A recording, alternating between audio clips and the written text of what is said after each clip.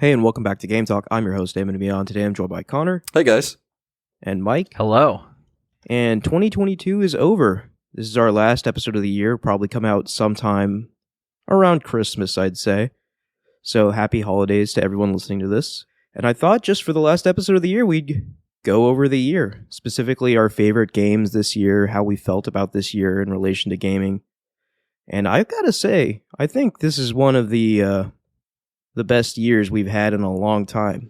And I know I say that pretty often, but it was a nutty year, yeah. This year was pretty exceptional. I think we could probably make some fun predictions for next year, too. I feel like we did that last year, and I don't remember what they were. I think I said, I'm pretty sure I said Breath of the Wild 2 would come out this year. Yes, I remember that very distinctly. Yeah. And I remember myself being right. But to be perfectly fair here, all right, I'm going to throw it the other way now, just to give you some cred. I said last episode that once all the Game Awards from various news outlets or whatever started rolling in, we'd see obviously Elden Ring be dominant, but we'd see quite a few picks for God of War Ragnarok. I am wrong on that. Yeah, I haven't seen a single God of War Ragnarok. Elden Ring is one of those like Breath of the Wild kind of like sweeps where like it's just racking up all the awards. And, you know, rightfully so. Elden Ring, probably my game of the year. No, definitely my game of the year as well. As it is for many others. So kudos to Elden Ring, and kudos to you, Connor, for being right for Thank once. you. All right. I like how close our predictions were, though. Yeah, I will say, like with the Game Awards, we were pretty spot on. There weren't any real kind of surprises, right? Like, I mean, so I think the biggest surprise out of the Game Awards was not actually a Game Awards. Oh man, do we have to address that? I guess I feel like we have to address the Reformed Mike, Orthodox I feel like this is rabbi your in the arena. world. Wait, what? The Reformed Orthodox rabbi? Yeah, the meminess of it just feels very... Apparently it's like a right-wing thing. He was like the fastest milkshake duck I've ever seen. Can I just like say, a big Alex Jones fan and all that stuff. What an actual loser. Like, he goes up and ruins the biggest moment in gaming of the year, and he can't even think of something actually funny to say. Can't think of anything other You know, than it's rabbi. okay. So for context, everyone, the Game Awards happened. They were great. Jeff Keighley put on a great show. Elden Ring won Game of the Year. Miyazaki came up to give his speech, and there was this weird kid standing beside him, right? And everyone just assumed, okay, maybe this kid is somehow affiliated with From Software, Bandai Namco. I don't know. Maybe he's Miyazaki's kid or nephew or something, right? Like, no one really questioned it. But after Miyazaki finished his speech, this kid came up to the mic and spouted some nonsense and really ended the Game Awards on a weird note. But, you know, like, in hindsight, right, like, and obviously, like, Jeff Keighley's tweeted out that the kid got arrested. Which isn't true. Well, he got caught or whatever. He got caught. He wasn't okay. arrested. There was a write-up, but yeah. So I don't know why Jeff Keighley said arrested. Maybe he thought he was going to get arrested anyway. The point being is I'm fairly certain nothing like this will ever happen again. Security will surely be beefed up next year. And I just got to say, like, this could have gone really badly. You know, like, what if that kid had a gun or something? He could have killed Miyazaki right there. You know, like, and that would have been... I'm sure they had like, he was in the audience. I'm sure they had, like, metal detectors and stuff. It's still a big public event. Yeah, I guess so, but it's still, like, wild to me that someone completely random is just able to walk up onto that stage. Yeah, that's like, wild. That is insanity. But, yeah, that'll definitely never happen again. But, yeah, that weirdness aside, it was a great show. We got some really cool announcements, too. I think my highlights were, like, Hades 2 and Death Stranding 2, and there's a new Ken Levine Bioshock-esque game in space that looks very neat. So a lot of cool, interesting things to look forward to. Actually, I do want to say one more thing in regards to the kid getting on stage. Nobody at the Oscars was able to stop Will Smith from actually attacking the host of the Oscars. Yeah, this is just the thing. They assume it's part of the show.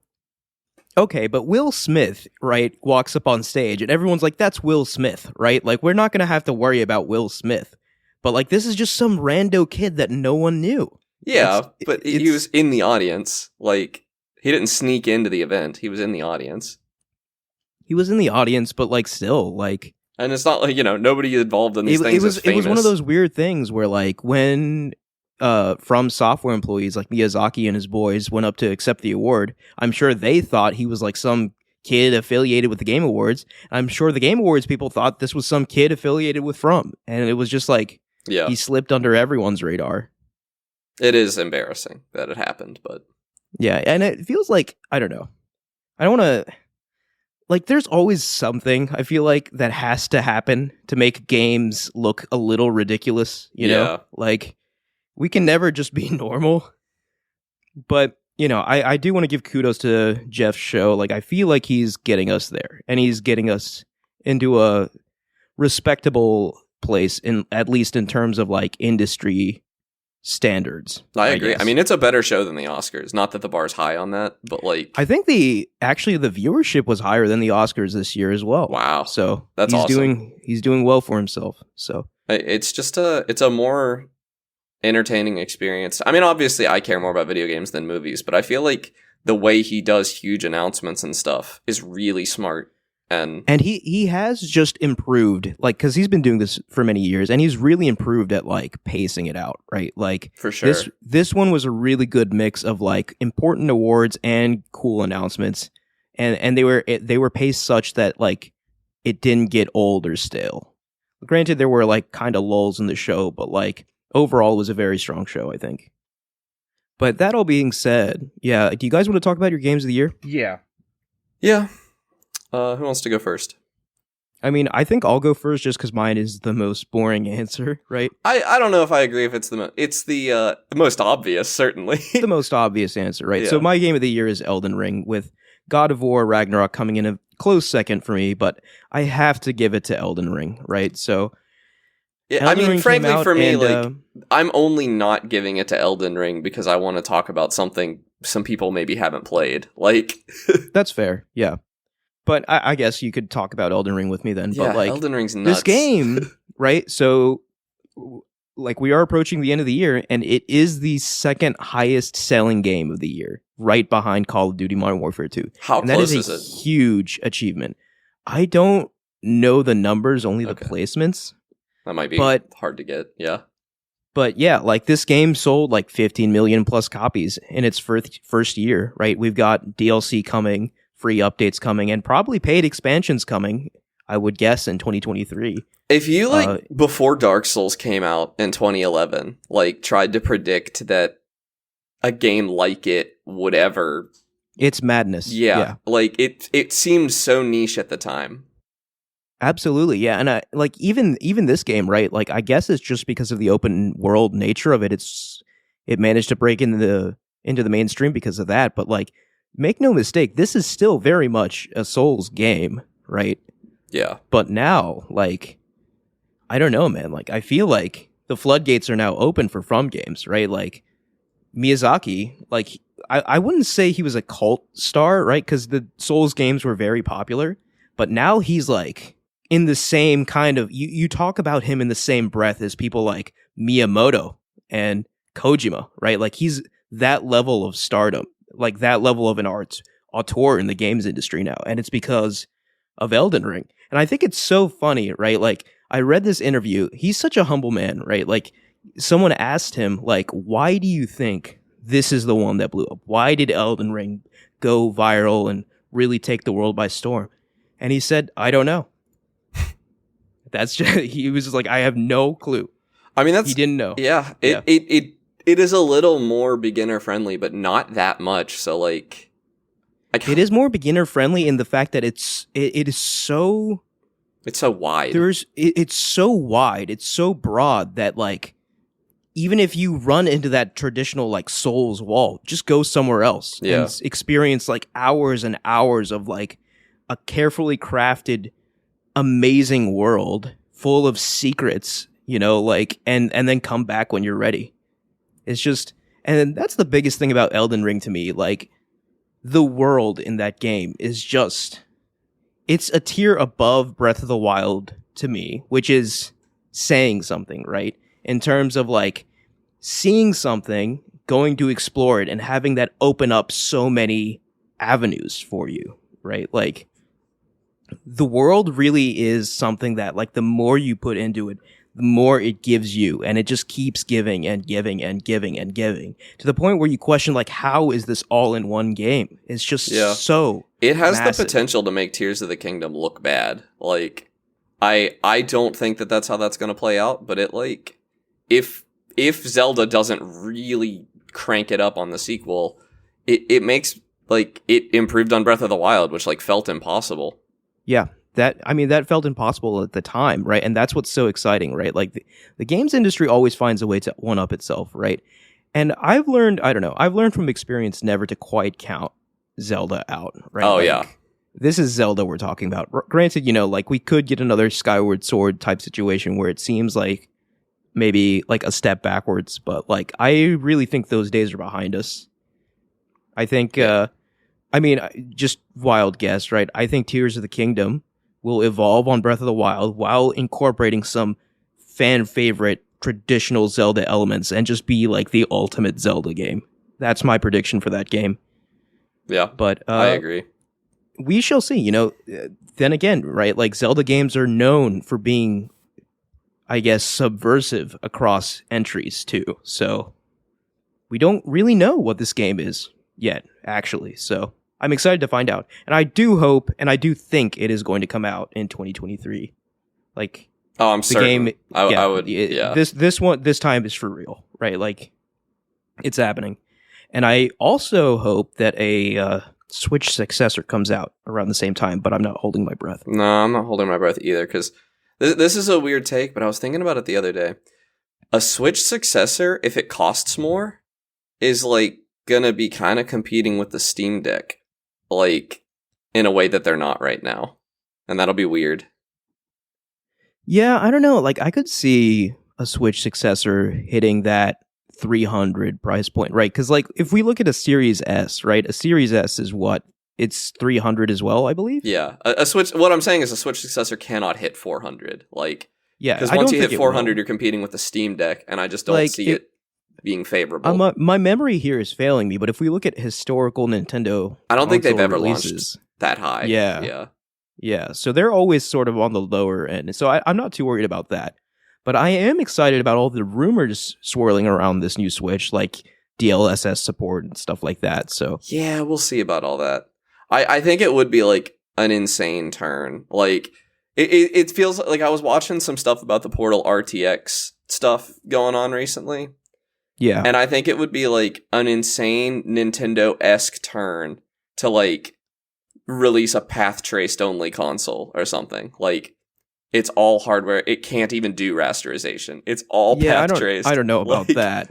Yeah. But the only people that would do it are Nintendo. Like, I don't think they will, but that's the kind of weird stuff they were doing in, like, the GameCube era. Like, well, that's the thing. Okay, so that's another interesting thing about Nintendo. Nintendo, more than Sony or Microsoft, are marked by innovation, right? Yeah. Like, they're always trying to do something new, whether for good or for bad, right? But this is the first time in a long time, I think, that this is just going to be an iterative, safe. That's why I don't think it's going to happen, because they just don't do that. I mean, the Wii U was pretty iterative. But I know they don't do that, but, like, this Switch is the hottest Nintendo has ever been. Like, they're at the top. Yeah, and I guess right now. Their portables have always been iterative, willing. Actually, like, the Game Boy Advance was just a better Game Boy. Right. And I do think, like, Nintendo's in a position right now where they don't want to take risks. Obviously I could be proved very wrong by that, but, like, I think for the first time in a long time, Nintendo's going to play it safe and reap the benefit for it. Because I think that's what people want. Yeah, I just want a Switch. Just want a stronger Switch, and I think Nintendo's going to deliver on that. Like, yeah, I mean, like, I could only imagine the outrage if the next console was something completely different, not backwards compatible at all with the Switch. Like, that would just be like burning your own empire down, I feel like. But yeah, we've seen it happen before with Nintendo, so yeah. But anyway, that was a kind of a wild tangent. But Elden Ring, fantastic game, certainly one of my all-time favorites, and I think, like, it really got me excited, right? Obviously, it's kind of the Japanese thing to do, but when Miyazaki was giving his acceptance speech, he said something, and I'm paraphrasing here. He was like, "Forgive me for saying this, but in the future, I'm going to make games that make Elden Ring look basic, essentially, right? He's going to make even better games, right? Even more That's interesting is what he said, I think. Even more interesting, yes. That's what he's resolved himself to do as a creator. And then they announced Armored Core, and everybody's trying to ask him how Armored Core relates to Souls, and the answer is it doesn't. It doesn't, right?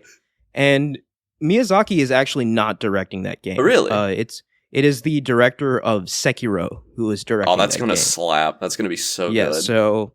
But obviously Miyazaki, being the president of From, has his hands in everything. But right, he's not the one directly responsible for that game. So Miyazaki's next actual project is a bit of a mystery right now.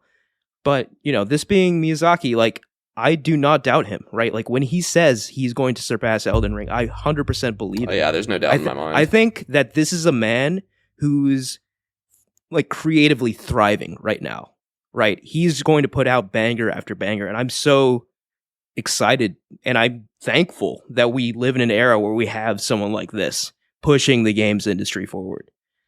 Truly blessed. Also, we get Death Stranding 2. Yeah, we do. That could be a good game. I mean, I found myself like watching the trailer and asking what the hell is happening, and as soon as I said that out loud, I was just like, you know what, Kojima, I'm in. Yeah, I was. You got me. That was actually a special moment about the Game Awards for me, was that I got to watch the Death Stranding 2 trailer. Yeah, I was just like, what? And I knew what it was.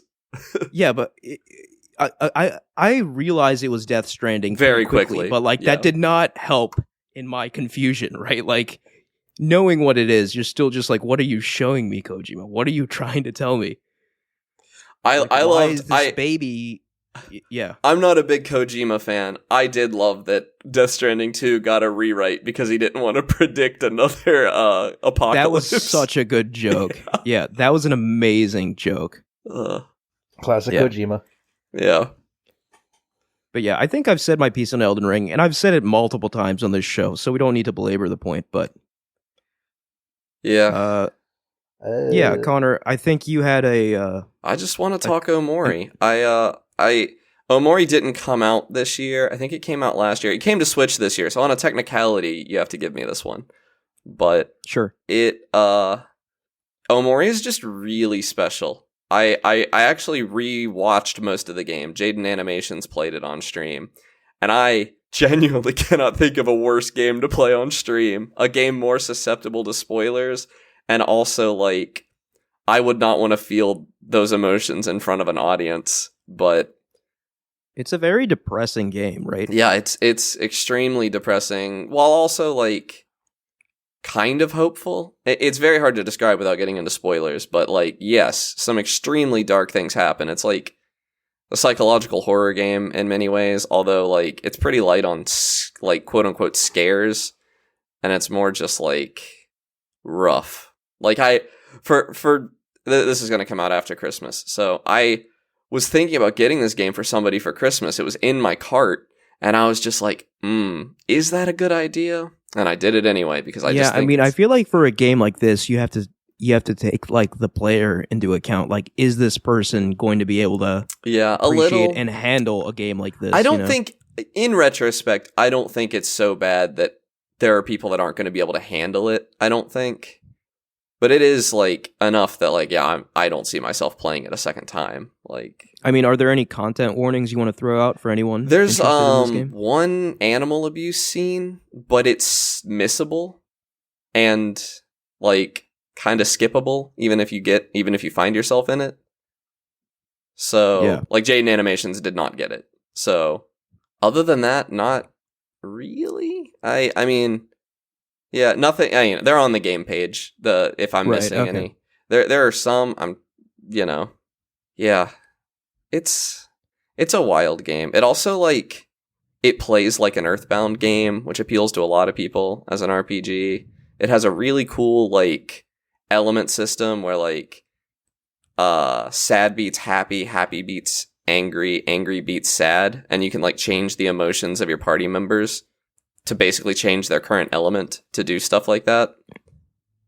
And so like once you get a mastery of that system, you can like really you can steamroll bosses once you understand it. But so is it like a turn-based It's game? a turn-based RPG, yeah. It's very much like Earthbound. You have a party of 4 and you fight your way around. Yeah, this game is on my wish list, so I'll definitely pick it up once it's on Yeah. a bit of a sale. Yeah, if you want an emotional journey, I there are a few games I could recommend higher. The way I've described it to people is like the amount of good you feel when you get a pacifist run of not Earthbound, of Undertale. This is like kind of the polar opposite of that. Like, it's a cathartic version of that, where it's like a very sad story, but it makes you feel to that extent.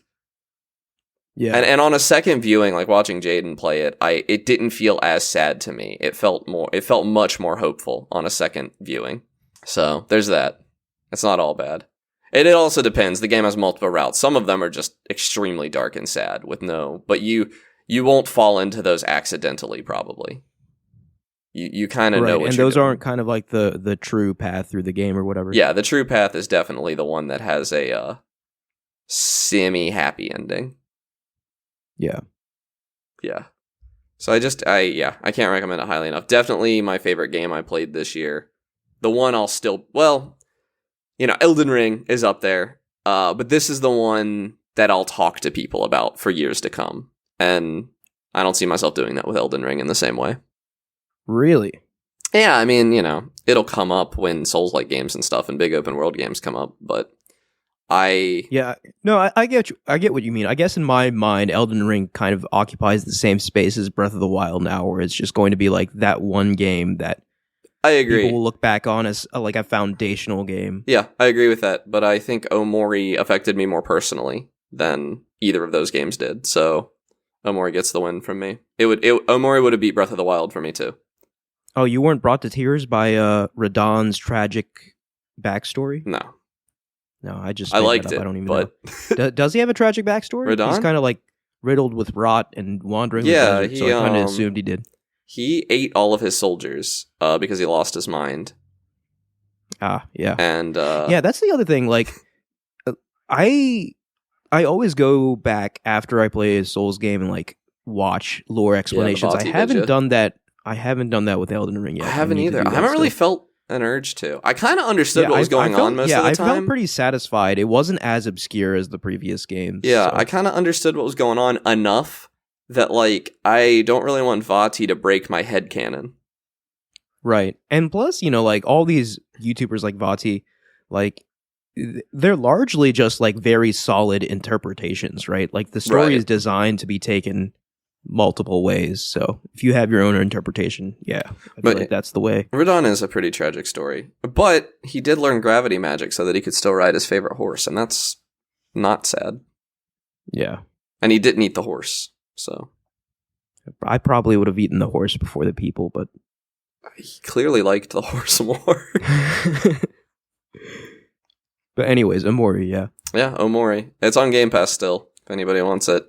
I was like, actually, I have no idea how much it is on Switch, but it is on Switch. It's $30. Okay.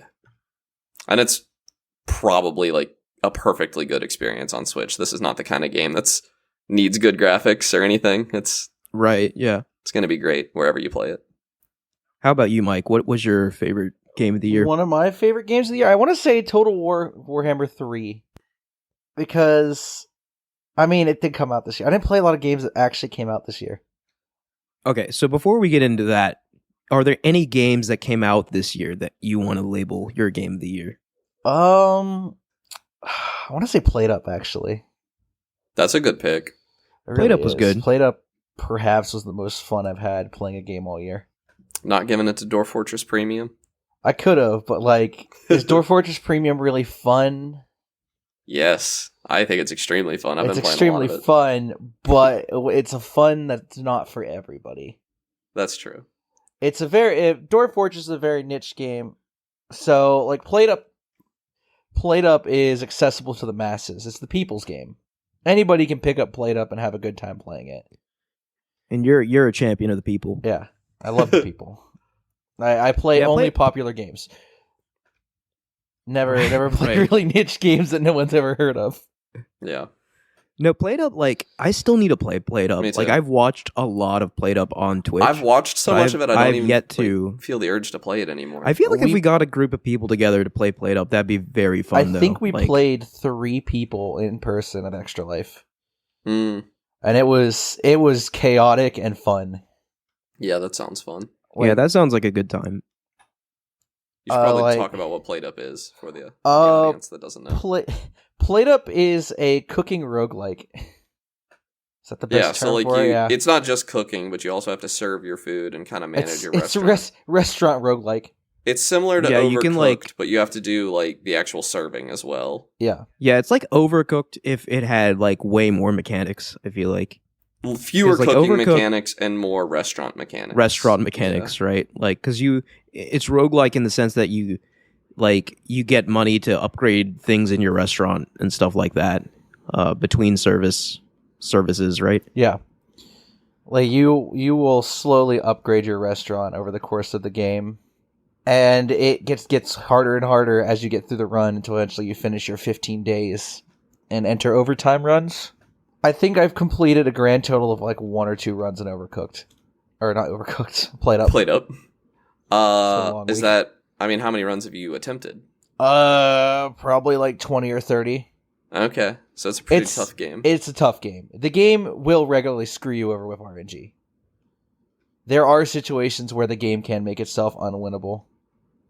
Yeah, I saw that a few times. Yeah, Like, that's just. but it the way also the game seemed like is. there were like kind of easy builds that if you went for that, you were guaranteed a win, and those seemed kind of unfun to me. Yeah, there were ways to.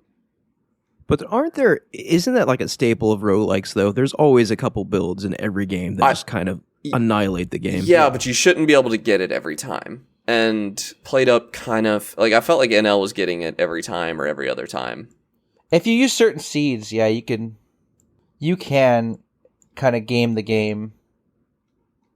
And it also, like, I don't know if Plate Up is as fun to steamroll as other roguelikes are. Like, Plate Up seems like it's more fun when you're on your heels than it is when you're... Right. Plate Up, whereas Plate Up is- Noita is really fun when you Yeah. get off your heels and you're finally winning.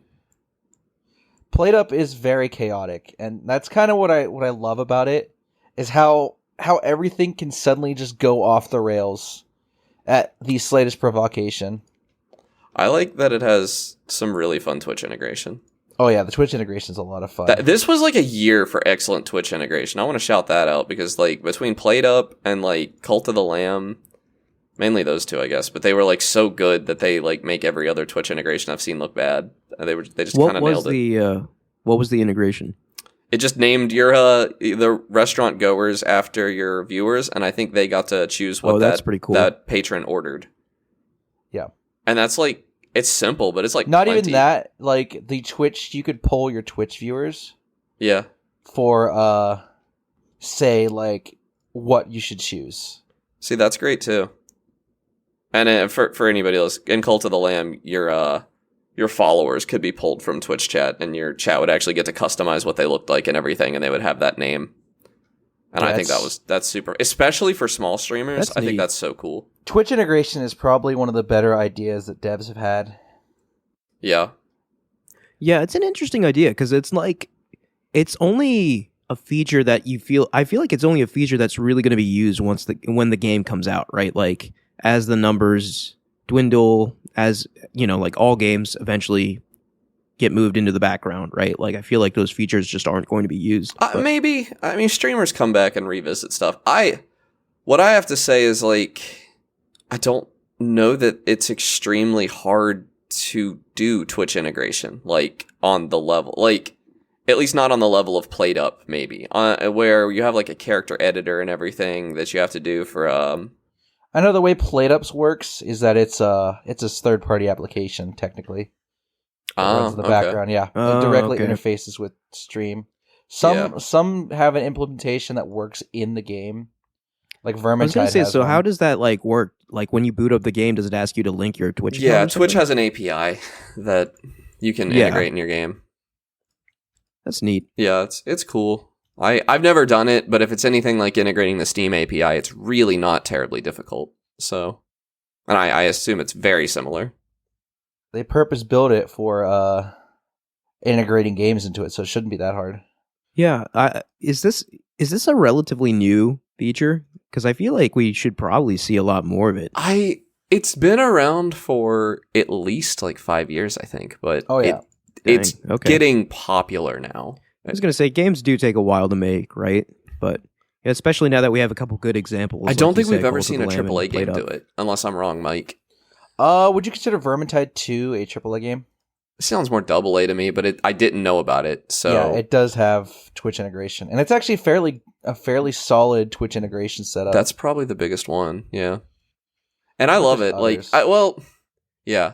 I think the oldest example I can think of is in Cluster Truck. Cluster Truck had Twitch integration, and it had a really cool implementation of it where the devs could actually like mess with you. They had like a backdoor they had programmed into it so that they would like roll up and like make weird stuff happen during like bigger streamers' streams. They would like make the trucks behave oddly or make gravity weird, stuff like that. And like they could make text appear on the screen and everything too. Like they could take control in a very cool way.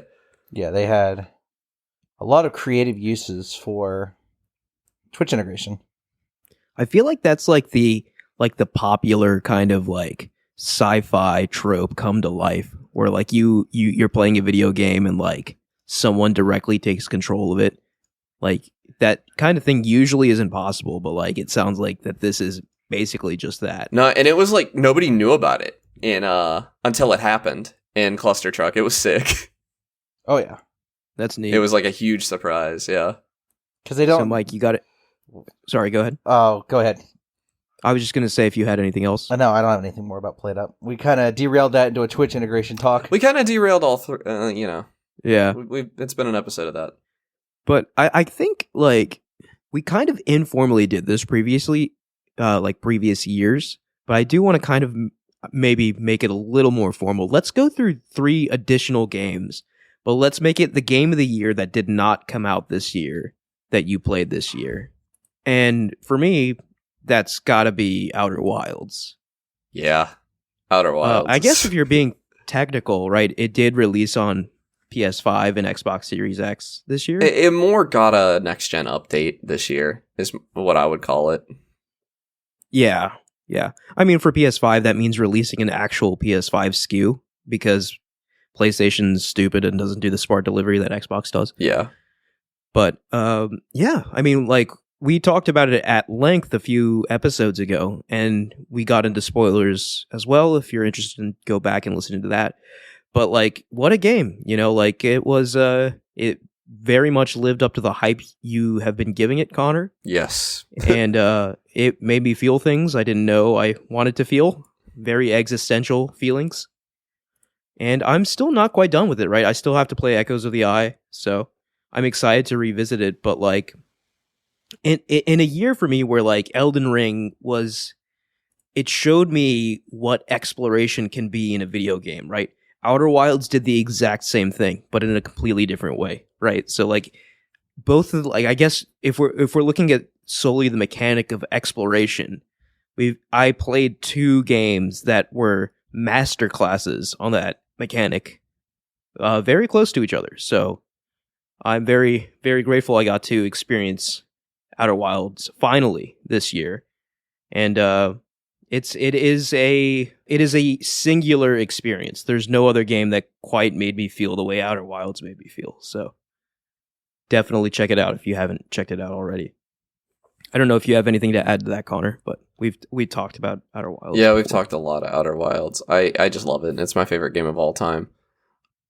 I was out the other day and I met some new people and somebody looked at my phone.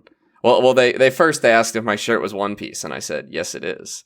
And then later they saw my phone and they said, "Is that an Outer Wilds wallpaper?" And I was like, "We're gonna be friends, I think." Right? Yeah. That's awesome. So, yeah, and that's how much it is to me. Is that like, yeah, I just love that game so much. I will immediately be friends with someone if they want to talk to me about it. It's that good. Have we heard of like any other projects that these devs are doing? I know they've been doing like Outer Wilds for like, this is their baby, right? They've like, been working on it since like they've... 2012 or something. Yeah. Yeah. So I think it's about time they start another project. Yeah, but I have no idea what it'll be. I have not heard. Because like they're still working on Outer Wilds, right? Like I'm pretty sure I got like a stability patch like yesterday. I don't know if it's the same people working on it anymore though. I think they might have like passed it to an engineering team. Oh, okay. I don't know. But yeah, you've got to think, like for Outer Wilds to be like their first game, and like it was like oh, man, I forget his name. You probably know his name. I don't. But it was his like college project, Yeah. right? I don't know his And name. like, yeah, I mean, I can picture his face very clearly, but yeah. like they took this idea and ran with it, and it transformed into this beautiful game. And I'm sure someone like that probably has ideas in the back of their head for what they want to do next. And if Outer especially Wilds, after so many years of working on one. I was gonna say, if Outer Wilds was your first game, like it's almost scares me thinking about what the follow up to that could be. So hopefully we get something out of them soon. Yeah. I Omori didn't come out this year. Yeah, no, so I'm actually you going to kind do of an already inverse, and I'm going to do a game that did come out this year for this one. Okay. Tunic.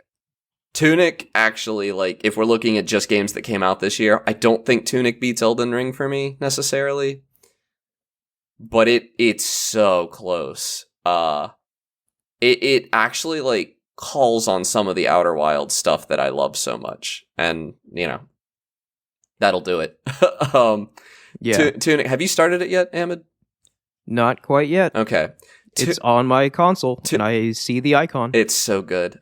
Tunic is like, it at first you look at it and you think, oh, this is a Zelda clone. And it kind of is. You play it for a bit, and then you get to the first boss, and you think, oh, this is a Souls-like. And then you keep playing it some more, and you realize that what it really is a meta puzzle game, kinda. And it does all three of those things quite, like, it doesn't stop doing the Souls-like, and it doesn't stop doing the Zelda. But it does all three of them quite well, and it's also just a very cute little game. It was one that I sat down and, like, could not put down until I'd finished it, which is true of Omori as well, but I just couldn't stop playing Tunic. It was so fun. I had my, like, notes out, because I needed notes to finish it.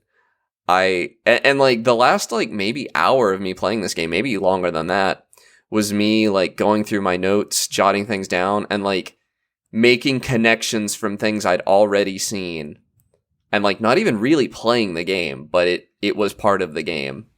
And it says here it took me about 15 hours to beat it. So, and I had the game on the whole time I was doing that, so that time's included. It's just insanely good. I can't recommend Tunic highly enough. It's something I can comfortably recommend to anyone too, because it has some pretty amazing accessibility features. It doesn't really do anything to make the puzzles easier, although you can just look up answers, and the community is pretty good about only telling you. Yeah, I was gonna say, like, while you and I might find, like, the note-taking requirement to be really cool, I feel like that will turn a lot of people off. Yes, and I will say, there's a good game here if you don't want to do any of that. You can play a fun game without doing any of that, but the very cool thing that Tunic does, in my opinion, is all of that. All that stuff where you really have to think. And even then, like, the Tunic does not tell you where to go or what to do pretty much ever. The gimmick of the game is that there's a manual you find, but the manual is in a made up language that you can't read, and at no point does the game make it readable to you. So you have to kind of, like, interpret the pictures or try to figure out what it's saying to you. And a lot of people are saying that, like, Tunic hit them hard in nostalgia because they were, like, importing Japanese games in the 80s and 90s, and that's what it was like, because they couldn't read the manual. They had to, like, interpret the pictures and everything, and that's kind of the feeling that they're invoking. But, like, this had no nostalgia for me. I'd never done that, and I still thought it was, like, an incredibly fun experience. I never translated the language. It is possible to do so. That's really cool. But I didn't have to beat the game. I was able to get through it. No, man, I remember, I mean, I never got, like, foreign manuals that I had to translate, but I remember getting those game manuals in games, like, when I was a kid, and I loved looking through them. I don't know if that makes me a little weird, but, like, and I definitely read all those manuals. Tunic leans into that. Like, that is the main collectible you're finding. Like, you find Zelda-style power-ups as well, but the more significant power-ups you find are pages of the manual that tell you about things you could have been doing the whole time but didn't know how to do. Yeah.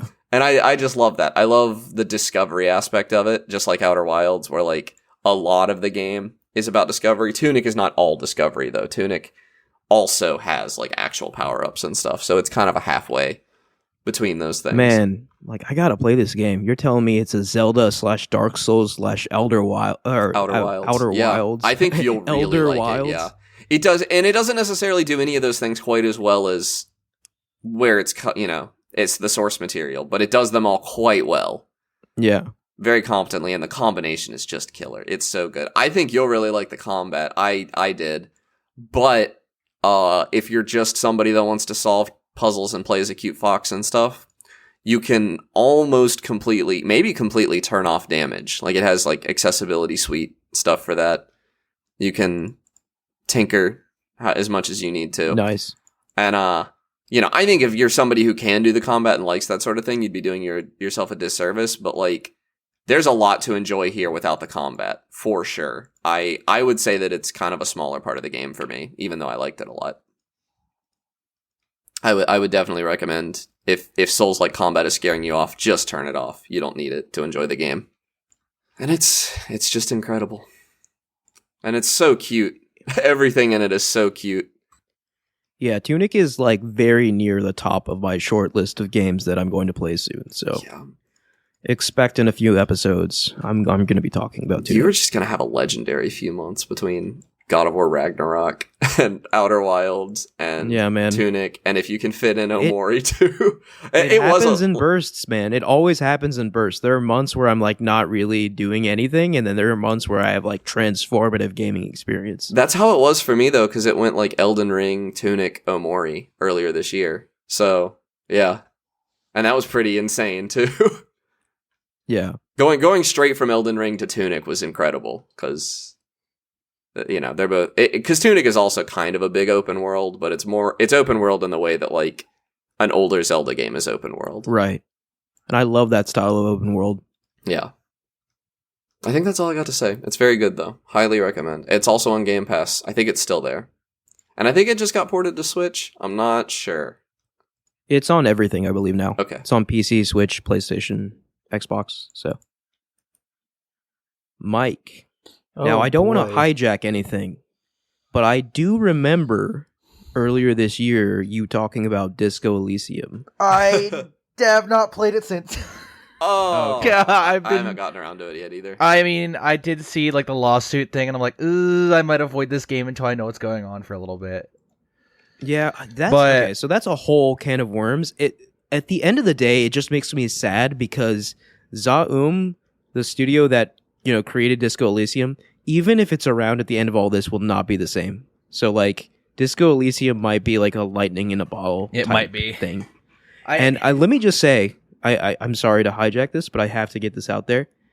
Disco Elysium absolutely stands up in that caliber of, like, Elden Ring, Outer Wilds, Tunic, like, all these games, these fantastic games that push the envelope.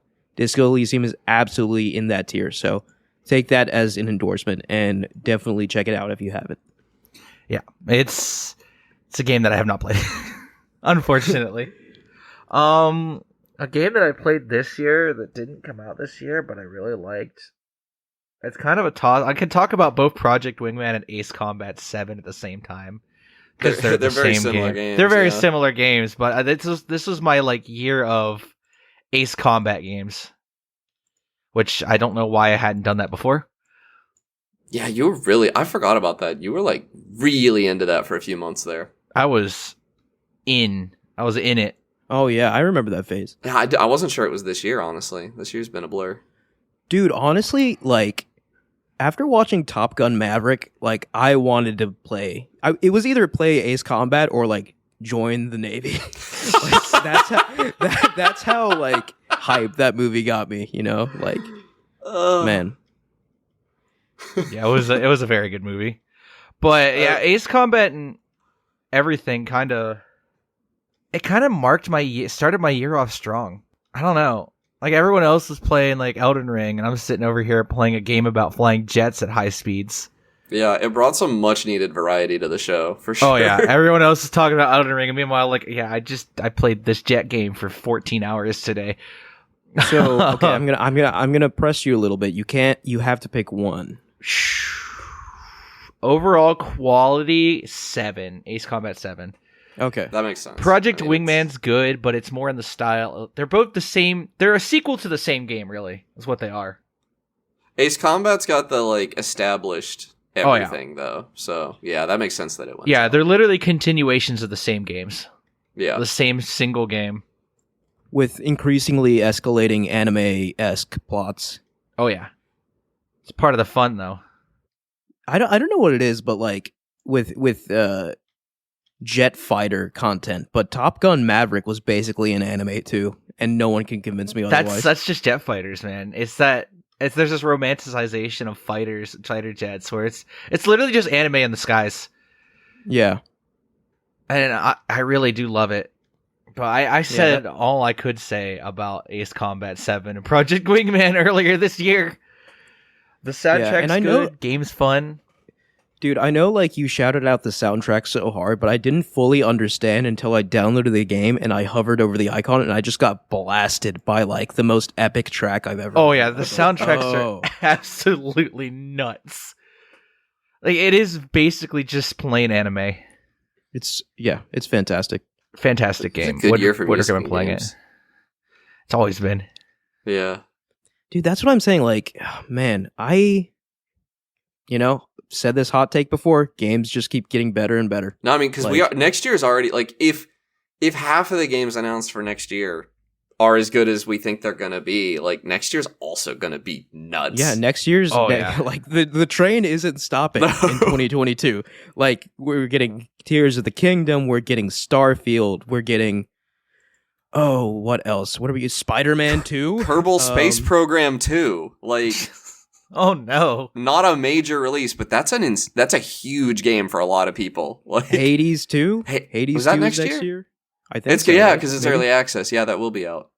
God help Will them if it? they showed a trailer for a game in I 2024 don't think and Hades 2022. 2 had a release date, right? I don't think I had a release date, You but it's might be early right. access. Yeah, you might be right. Yeah, It'll it doesn't be have out. a release date yet. It It has a coming soon. It'll be out next year, I think, because it's early access. They're not gonna. And don't you think we're about due for another 3D Mario as well? Oh, I hope Makes so. you think. I want a full Makes you game think. Bowser's Fury so bad, dude. They're going to give more information about early access in 2023, but I don't think it's going to come out until maybe late Okay, 2023. My suspicion is like at the latest December 2023, but Yeah. Okay. So discount that one, but still, like, yeah. And these are just known quantities too, right? Like there could be more happening in 2023. yeah. There could be a hardware reveal in 2023. I know like this sounds crazy right now, but it would not surprise me if there's a Switch 2 reveal Yeah. imminently. We've been Like, saying that every it's year for a happening. long time, though. But like these dev kits exist, right? Like there's solid information out there. It's just like not been revealed yet. Like people are working on Switch 2 games right now, Yeah. if that's what we want to call it. So Hell, I Pokemon granted, Company like, released one on the Switch this year. right? Yeah, so true. But that's the thing. Like, who knows? Maybe this is some sort of Switch Pro, and there isn't like a Switch 2. But I think this is like a next gen. Like, I think we're getting a next gen console. We might. I don't think it's like a Pro version. Yeah, I think. But you never know with Nintendo, right? So Well, Nintendo's Pro versions are always so stupid. Like, yeah, I can't like wait for the new Switch 3DS and XL. stuff. but that's why I said like this thing clearly has better hardware. It supports modern technologies like DLSS. So like, it would be very surprising if this is just like a Switch 1.5. I just want to be clear. I bought a new 3DS. Like, I don't want to act like I'm better than anyone else. I'm very proud of the fact that I had the OG 3DS. Oh, I have that too. Oh, okay. Yeah, I think. No, I sold that to my friend Kirsty. I don't have it anymore. Well, you did. You were an ambassador, and that's all. I that was an counts, I guess. ambassador. Yeah, I lost those games when I got the new 3DS. That's a shame. though. Yeah, Yeah. I mean the eShop's down. I'll just pirate them now. I'm not going to feel bad about that. Yeah, there's no way to buy them anymore. Yeah, they are mine. I am rightfully owed them. Like you can even I like there's like a FTP like file transfer protocol thing for the 3DS. You can see them on my 3DS. I just can't get them to play. Like you can even see the ambassador certificate. That's just like the little 3D plaque thing you see. This is a weird tangent. No, but I'm mad about it. very excited for next year, man. Like, Me too. And it starts like Yeah. quick. Like I think Kerbal Space Program's early next year, like February. Yeah, I mean, I feel like, and I feel like this is a kind of a typical cycle, right? Where like next gen starts, and it's a little slow at the start, right? Like the new consoles come out, people are still sort of like, we're still kind of in that cross gen malaise where nothing truly new and revolutionary comes out. But like, I feel like this is the year with like, okay, we're fully in next gen now. Let's go. Let's push the envelope and let's see what we can do. We're also getting a big And- wave of like games that weren't getting finished because of the pandemic, and now they are. That's true. Yeah. Like all that is kind of coinciding, and it's just like a feast. I can't believe Elden Ring was developed in that time. Yeah, man. Like, It's insane. oh, Miyazaki. And that's the thing, dude. Like, I don't really care at all about Armored Core, but you bet I am going to play Armored Core 6 Fires of Rubicon day one, just because of the association. Yeah, same. Like, Well, I played Armored Core as a kid and liked it. If Oh, it that's cool. wasn't Yeah. from Soft, I don't think I would buy it though. yeah, I mean, like, I have never played an Armored Core game. I'm going to play the 6th game in the series because that name is on it. Like, that's how much value that has to me now. So Yeah. Ooh, that's gonna disappoint a lot of people because that's a mech game. it is. Like, they're People probably are going to be expecting so like mad. Yeah, you're not going to be Dark dodge Souls rolling with robots. Now, however, I'll buy it because Yeah. I like mech games. See, it's a Yeah, faster and, paced like- mech game, so I think I'll like it. And Miyazaki has already confirmed in interviews, like, look, yes, we're incorporating some design elements from Souls, but this is very much an Armored Core game. It's still retaining the same mission structure. It's an Armored Core game first and foremost, so don't expect it to be like Soulsified Armored Core. But like that being said, you know, like you can even watch that trailer and feel modern FromSoft in it. You know, like that kind of like melancholic. Yeah, narratively, I could see a lot of mysterious- Souls you added could to s- it. I just don't the think visual gameplay, language. The visual language of From Software, modern From Software, was all over that trailer. So yeah, for sure. I'm not worried at all about this game. I'm looking forward to. I'm just seeing it as like a fresh, new FromSoft experience, and I'm excited for that. Yeah. So, what were we talking about? We were talking about games we're excited for next year. Something like that. Okay, yeah. Man, we've this is our So, third yeah. tangent in 3 games. Yeah, But well, that's the other thing. Like, okay, so not to keep like, you know, praising From Software or whatever, but like their output is also kind of insane, right? Like, I feel like almost every year they put out something. we've almost got to get an Elden Ring DLC next year, right? Like, Oh, certainly. Yeah. Yeah, we have to. Yeah. We had Tears of the Kingdom actually, is an let me Elden Ring think. DLC. right, yeah. Developed by Kojima. Plot twist of the century. Yeah. I mean, like, Miyazaki has won what, like 2 of the last 4 Game of the Year awards, right? Sekiro won in 2019, and now Elden Ring won in 2022. So, It's basically if he puts out a game, he wins. yeah, man, that's what it's come to. Yeah, So, because Bloodborne won too, right? I don't think it did, if I remember. I don't know what year that was, so Yeah, that was ancient history at this point, yeah. which scares me to say. Remastered Bloodborne, you cowards. Yeah, please give That's it to all me we on really PC. want. I Yeah, want it so That's bad. all we really want. I have it on my PS4, but I have like a jank PS4 controller. Dude, it's not worth it. It's like especially after my eyes have been opened, like I cannot play 30 frames per second games. It's I just can't. insufferable, yeah. It's just a slideshow, man. Like I cannot Just handle it. turn on frame interpolation. No. And that will actually make me throw up. Okay, so maybe we stop defending DLSS 3. Yeah. I don't know though, like I obviously you can't really tell unless you see it yourself, but out of the videos I watched, their motion smoothing looked pretty good. Oh, it's like- flawless, but it's still just motion Yeah. smoothing. Yeah, but like, Yeah. oh my god, my TV's motion smoothing makes me want to like Oh, mine's actually really good. projectile vomit. Mine actually has a couple of different game modes, like so that it's like fast, faster, and fastest. And Yeah. the fast one is still pretty low latency. Like we were even playing Smash Bros. In it the other day, and it took me a while to realize I hadn't fixed it. And I just, Oh, that's cool. yeah, and it looks really good. Like you can't tell that unless I'm the sure- game's frame rate drops extremely low. Like Pokemon, it suddenly becomes really janky when the frame rate drops really low. But I bet I would have been able to tell. I'm certain because I was able to tell. It wasn't not noticeable. It took me one match. I'm putting this yeah. on the record just so everyone can understand how much of a freak I am. I came over to Connor's place to watch the Game Awards, and my God, we started watching it. It was like, hey Connor, can you check the video? I think it's 1080p. There should be a 4K copy out there somewhere. And sure enough, he checked, and it was 1080p. Yeah, I can tell the difference between 1080p and 4K if I'm looking, but I would have watched the whole thing without being bothered, I think. Yeah, that's just It's a curse, honestly. It's definitely. I'm cursed. Yeah. It makes it harder to enjoy things. I had a buddy who bought like a nice pair of headphones, and he was like, "Do you want to try them?" And I said, "No, absolutely not." I want to still be able to enjoy my headphones. And then, eventually I ended up buying the same pair he had. So here we are.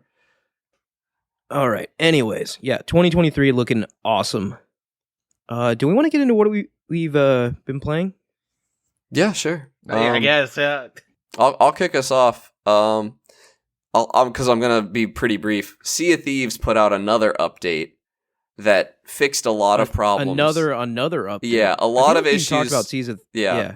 Okay. Well, they keep putting out tiny updates that like make enough change that I'm like bouncing back and forth. So like the last time I was like, man, it's really not worth it right now because it's so broken. It's still super broken, but they put out an update that made it less frustrating how broken it is. You now spawn in with enough supplies to instantly start fighting. Like, I don't really feel compelled to gather supplies anymore, which used to be like a 10 to 20 minute ordeal. Like, and if you didn't do it, you were almost guaranteed to lose your fight if you were against anyone competent. Now you spawn in with enough that, like, if you lose with those supplies, you are probably going to lose anyway. So that's a substantial update. The queue times are still a little long, but they're working on it. And they're not long enough right now that I would say it's like extremely frustrating. I actually played the other day. The skill-based matchmaking seemed to be working. I played for like 2.5 hours without getting frustrated really. And I was like trading wins and losses. So that makes me feel like the skill-based matchmaking was mostly working. Although some of the wins were way easier than they should have been. But, it's working. Like, I wasn't just getting stomped every time, which is what's really frustrating.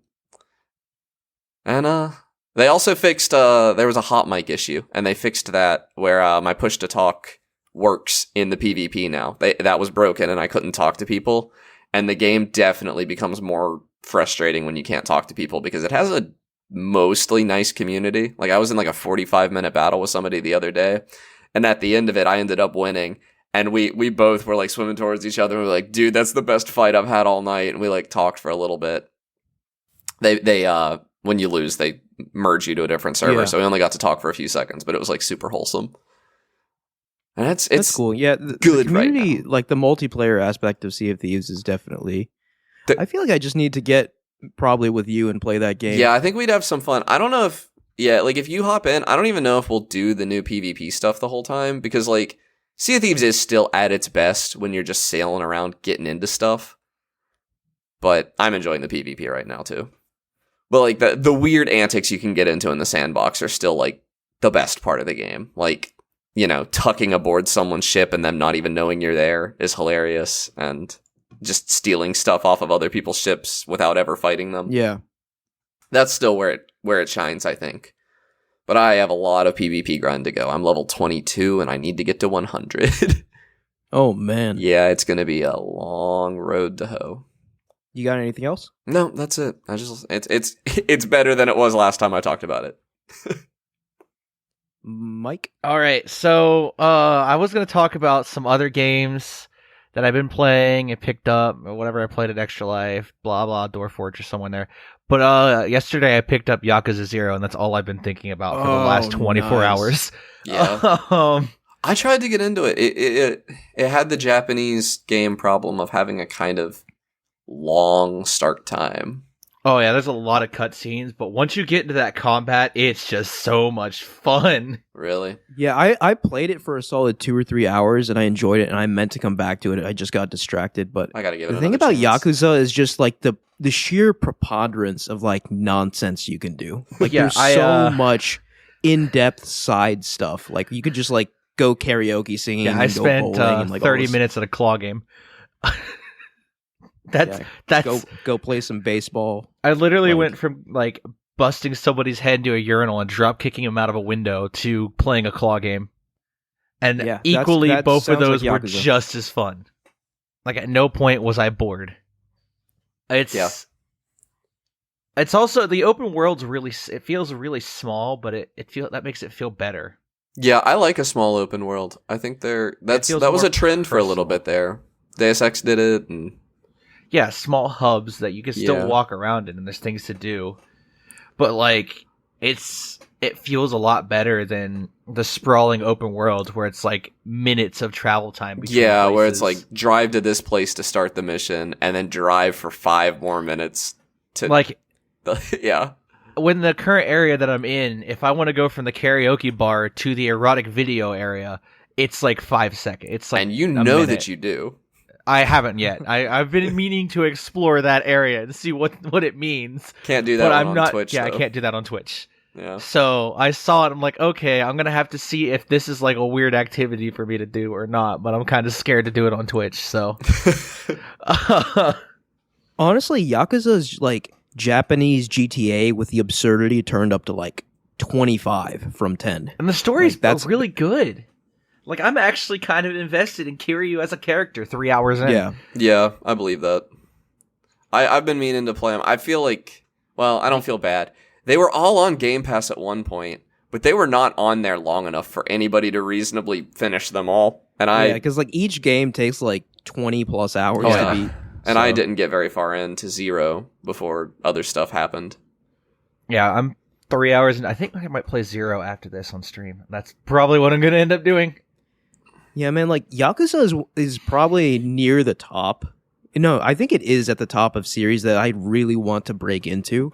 But like, it's just the sheer amount of it always kind of is daunting to me, right? Because like you want to start with Yakuza 0 and then work your way up from there. I hear Yakuza Like a Dragon is a good starting point, but I do want to start from the first and work my way up. Yeah, Yakuza 0 is just such a commitment, man. Like it's so much game. The key for it is, the way I've heard it described, is to play like a Yakuza game once a year or so. Like you start on 0 and then you just wait a year and play through the next one. Because they're not meant to be played all in a row. They were meant to be played in how they were released. Once every couple years. Yeah. So it's just too much all at once, yeah. Binging a game series like Yakuza is just not worth it. You just got to play it slowly. Like work your way through 0 and then a year or a couple months later, play through the next game. Give yourself time to breathe between them. And I mean, the first 3 games are Yakuza 0, Kiwami, and Kiwami 2 are all on PC and more modern. But once you get past Kiwami 2, it gets a little weird. Yeah, so it's Yakuza 0, Kiwami 1, Kiwami 2, then Yakuza 3 and 4, 5 remastered, I believe. Yakuza 3 is Kiwami 2. So 4, 5, and 6 was what you want to hit remastered. Isn't Like a Dragon a turn-based RPG? Yes, it is different from all of them. Yeah. And apparently it's really, really, like the change, like people were so mad when it was announced, but it turned out really well, allegedly. Yeah. Interesting. Yeah, Like a Dragon doesn't even fit into the main storyline. Of course. It's like a side game, technically. Non-canon. No, it's canon. It's canon in the universe. It's just like a side game. It follows a different character that's not Kiryu or Goro Majima or any of the other main characters. I don't know. I'm literally at the bottom of the series, but I've done my research to know what games I need to play and what games I need to avoid. Yeah. But Zero is definitely a lot of fun. The combat's very fluid and visceral. And it's always fun to like finish somebody off with the trash can. Yeah. It's It feels so good to dive into a franchise like that. Like that's how I felt when I like picked up the first Devil May Cry and realized what was ahead of me. Oh man, Devil May Cry is another one. Yeah, there's too many games to play, man. Man, if I'm you, I play Devil May Cry 3, maybe 4, and definitely 5. Definitely 3 and 5. The others are good. Like 1 is good, 4 is good, but they're skippable, kind of. Like I would watch a recap man. of 4. I feel like I should play them all. Don't play 2. Don't put yourself through that. No one should play 2. Okay. It's genuinely... I mean, you can't... Like, I think 1, 2, and 3 are typically sold in collections.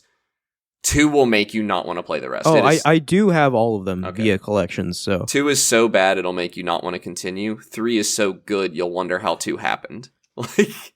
But like, do they ever reference No, 2? it's in, never like, even talked future about. games? I believe 2 takes place the farthest in the future of all the games. Everything else takes place before 2. Wait, no, Yakuza Of course. Kiwami 2 is Yakuza 2. I'm sorry, Yakuza. You need to play Yakuza 3 as well. I was wrong. I did. Yeah, that's what I thought. research, Okay, yeah. so Kiwami 1 and Kiwami 2 correspond to like remakes of 1 and 2. Yep. And then there's 3, 4, 5, and 6. Kiwami which 2 is is the most recent one, other than Like a Dragon. Is it really? Yep. Yakuza Kiwami okay. 2 released in 2018 or 2020 on Xbox One. And there's all sorts of like spin-off games like Judgment and like Ishin Like a Dragon, which is coming out soon. People are hyped for that. It's just like it's like a whole world you can dive into if you want. And eventually I will dive into that world. There's also It's a Fist of the North Star game. Also in the same world, technically. Really?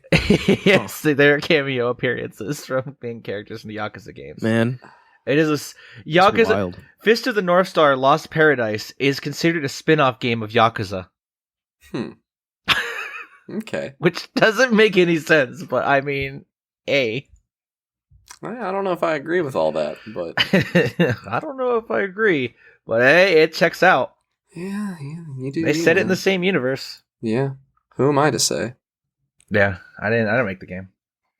Man, yeah. You saying that has me Wanting to wanting play to go back Yakuza. to Yakuza 0. Literally what I'm going to do after this.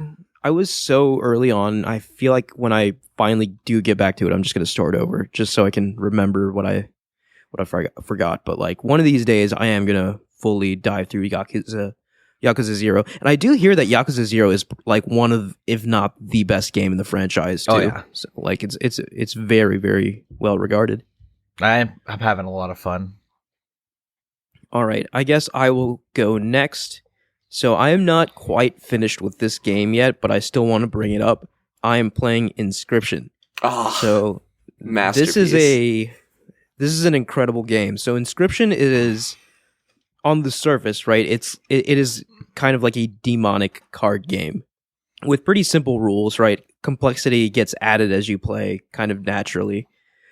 But what's special about Inscryption, and I do encourage, if you're into card games, like I encourage you to just skip this section and not even listen to what I'm about to say. And I will try to minimize spoilers, right, for anyone who might be interested in this game. But the cool thing about Inscryption is that the card game is the very surface level of what this game really is. And as you play this game, like additional mechanics that are adjacent to the card game kind of become unlocked, right? So like kind of light spoilers for early Inscryption here, but eventually you are able to get up from the table and look around and see that you're in a dark cabin in the middle of the woods, and you see all sorts of escape room-esque trinkets and devices around you that you eventually interact with and try and figure a way out of the cabin that you're trapped in with this psychopath forcing you to play a card game, right? And if that was the whole game, that would be a superb game. But it is not the whole game. And beyond that point, I don't even want to get into what Inscryption turns into, right? I do want to But shout like- out, there is a DLC where that is the full game. Like they build even more Oh, on no that. way, really? Yeah, and it's like a roguelike, and it's dope. I watched I will say some play so. of it. It's very cool. So I'm not finished with Inscryption yet, right? Like, so Are you into chapter 2 yet?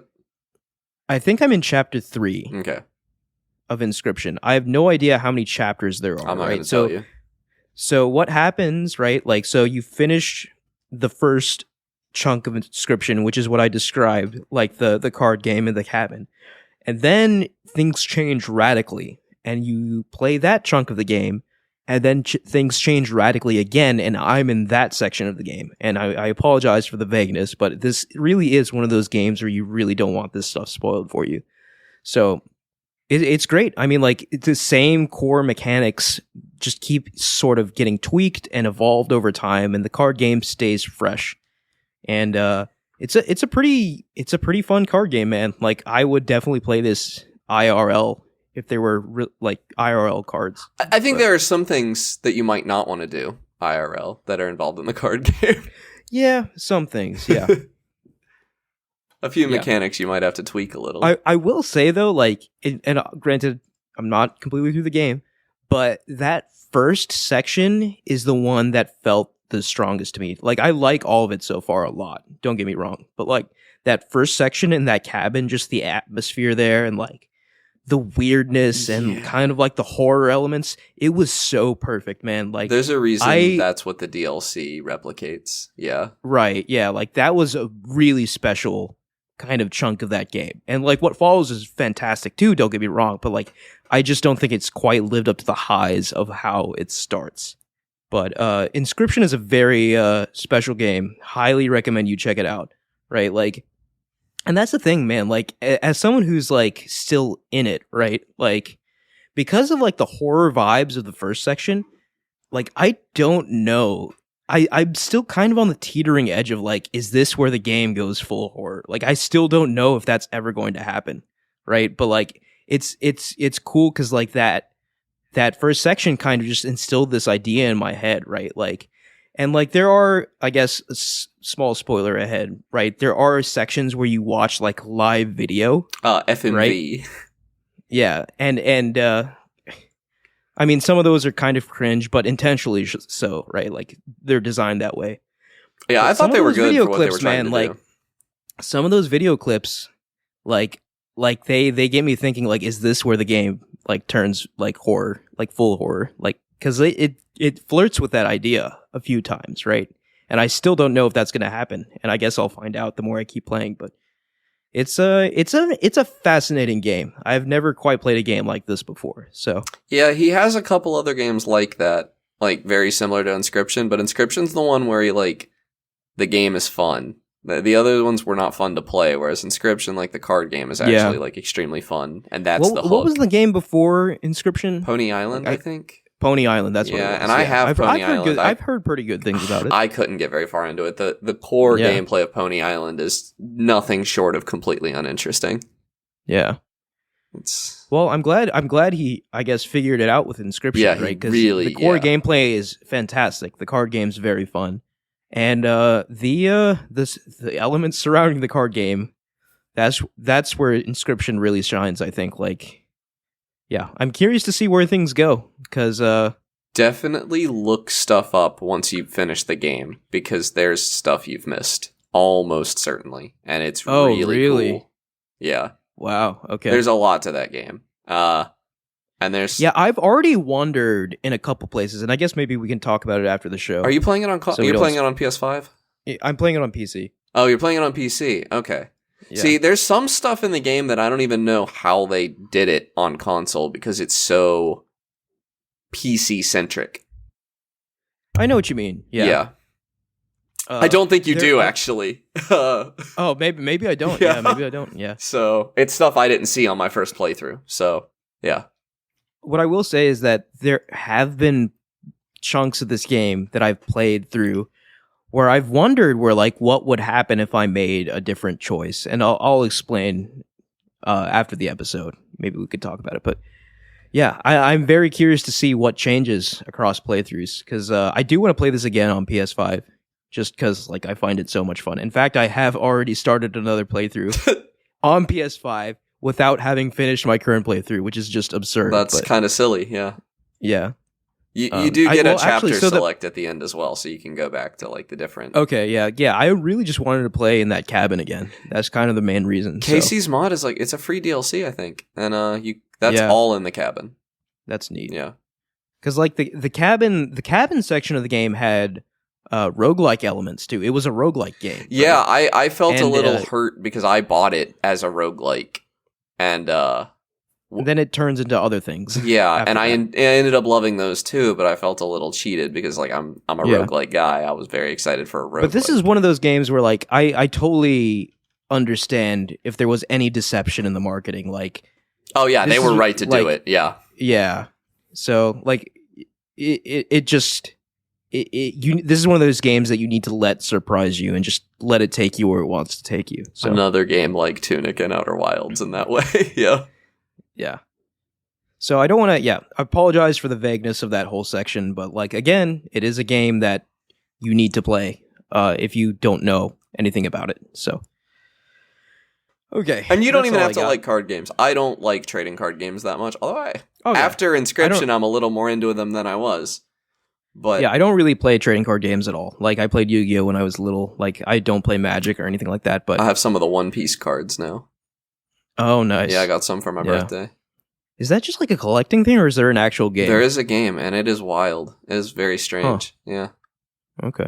Yeah, I've got the worst generation starter deck and the Straw Hat starter deck. And I played around it with my buddy. Nice. Yeah. Yeah, you'll have to teach me sometime. Yeah. Next time you're in town.